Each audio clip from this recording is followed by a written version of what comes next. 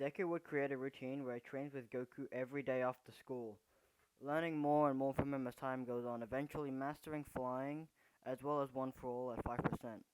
He is also able to go to 10% in short bursts with great risk to himself.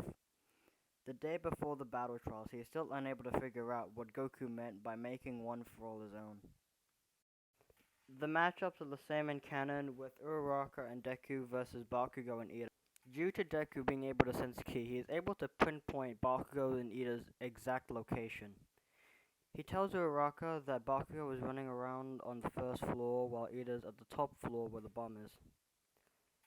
Uraraka nods and comments, "You're pretty amazing, Deku." Deku blushes as she asks, "So what's the plan?"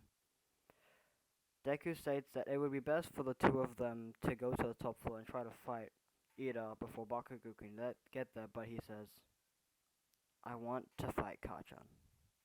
Uraraka says, "Makes sense, I mean he bullied you, right?"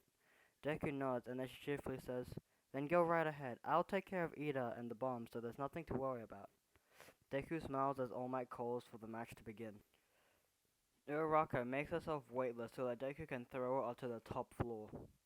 She then breaks into the top floor without Ida noticing, but then as she hides, Ida starts getting into the role of a villain, which causes her to laugh and reveal her location to Ida. Meanwhile, Deku made his way to the first floor and surprise attacks Bakugo using one for all at 5%. Bakugo then wipes the blood from his mouth and throws an explosion at Deku. However, he is able to dodge and counter his attack by predicting his movements. "You usually start with a right swing," says Deku. "Just how long do you think I've been watching you?" Bakugo then unleashes another explosion, however this time it connects and sends Deku straight through a wall. "Did you enjoy it, Deku? Pulling the wool over my head for all these years?" he yells. Deku, enraged, yells back, "That's not true! I just want to beat you because you're amazing! How do you not understand that, you dumbass?" Deku then shoots a ki blast straight at Bakugo, sending him flying backwards. Deku immediately gives chase, attempting to throw another punch. However, Bakugo counters with an explosion, sending Deku straight through the ceiling and onto the second floor. Bakugo winces in pain as the effects of his attack can be felt on the top floor. "What the hell was that?" Ida questions. Realizing that his guard's down, Uraraka attempts to make herself float over Ida and touch the bomb. However, using his reciprocal burst, he is able to move the bomb to the other side of the room before she could touch it. Bakugo thinks to himself, "He's just a weakling. So how was he able to push me this far?" Deku drags himself to his feet and yells, "Kachan, I'm not your punching bag Deku anymore. I'm the Deku that always does his best." This only serves to piss Bakugo off even more. "Shut up, you damn nerd. You're nothing. Nothing but a pebble on the side of the road." Bakugo yells and unleashes an explosion from his gauntlet.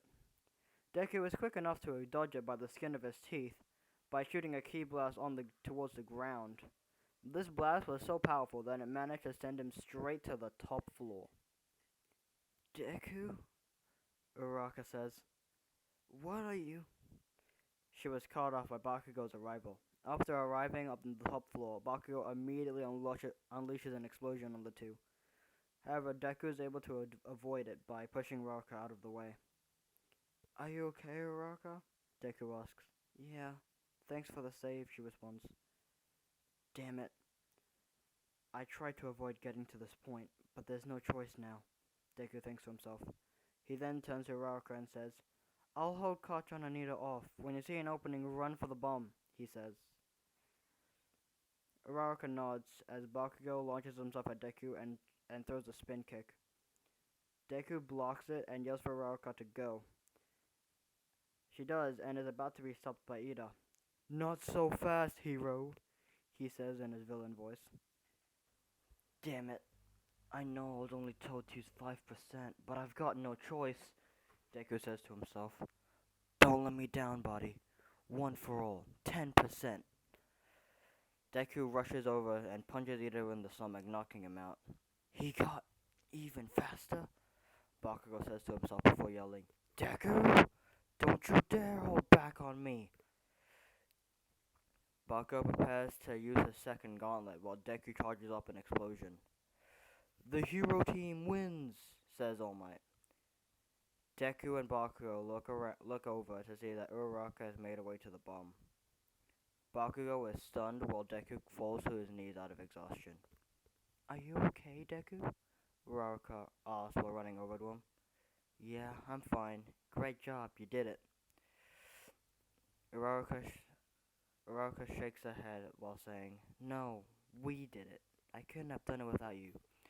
Deku smiles as he, Bakugo, and Ida were taken to a recovery girl for healing.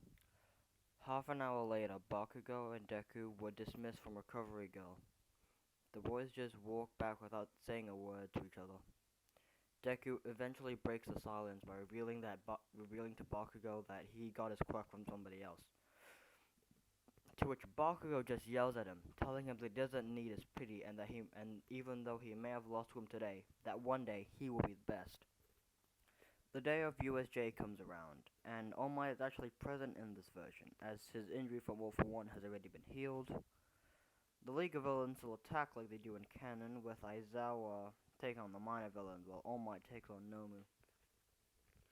Kurogiri overpowers 13, greatly injuring her, and is successful in separating the students in these version of events. Deku, Asui, and Mineta are still sent to the sea area, where Deku comes up with the same plan he does in canon. However, instead of breaking his fingers by using a Delaware smash, he instead throws a key blast. The three students return to the main area to see that All Might has the upper hand against Nomu, while Aizawa seems to be struggling against Shigaraki. Deku decides to help Aizawa while telling Asui and Mineta to regroup with everybody else. Thanks to Deku's assistance, Aizawa is able to gain some distance from Shigaraki and use his Erasure quirk, giving Deku the upper hand. In the meantime, All Might has defeated Nomu, leaving Shigaraki cornered and outmatched. Shigaraki and Kurogiri decide to retreat for now. Shigaraki and Kurogiri report back to All For One about how All Might was able to defeat Nomu fairly easily, as well as a boy with similar powers to him. This information surprises All For One, as he says, I must admit, while I didn't expect you would be able to kill All Might, I also didn't expect him to be as strong as he was. Shigaraki was annoyed at this, however, All For One says that this isn't much of a concern, as well as concludes to himself that All Might has transferred his quirk onto somebody else. With all this in mind, All For One decides to keep tabs on All Might, to better prepare for the time we'll have to fight him again.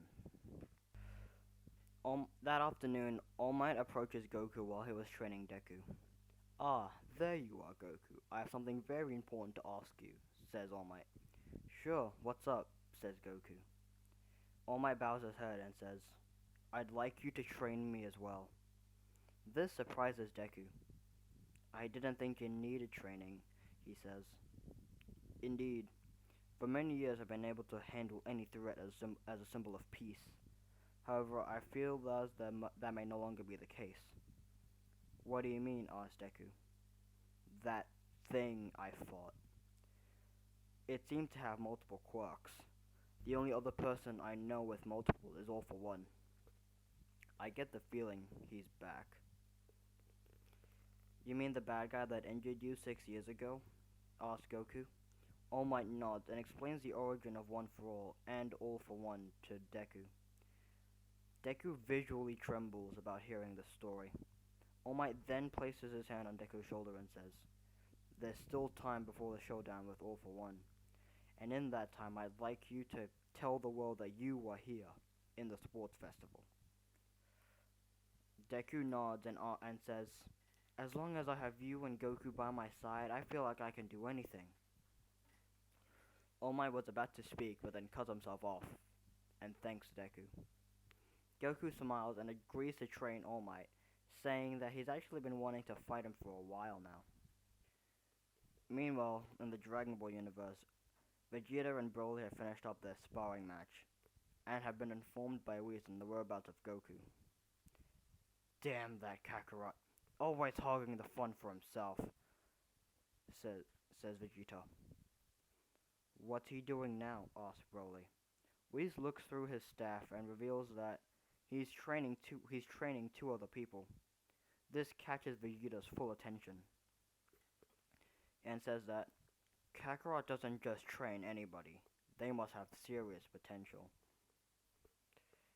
Can you send me there as well? Broly expresses his desire to go as well, and Whis agrees. However, I must tell you, Lord Beerus threatened to destroy Goku if he got involved in their battles. It's best to assume that that same rules applies to you as well. After hearing this, Broly and Vegeta hesitate slightly, but decide to go anyways. And that seems like a good place to wrap up for now. If you liked the video, be sure to like, comment, and subscribe.